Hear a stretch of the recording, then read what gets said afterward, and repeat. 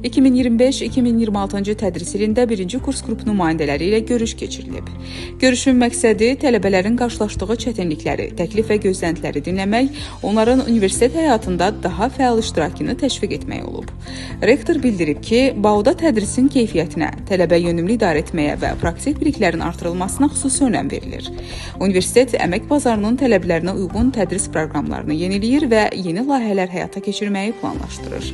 O həmçinin qeyd edib ki, təhsilin beynəlxalq standartlara uyğunlaşdırılması, elmi potensialın artırılması, mübadilə və ikili diplom proqramlarının genişləndirilməsi istiqamətində mühüm addımlar atılır. Görüş sual-cavab formatında davam edib. Tələbələrin təklif və gözləntiləri müzakirə olunub, sonda rektor tələbələrin təklif və gözləntilərini nəzərdən keçirilərək uyğun tədbirlərin görüləcəyini bildirib.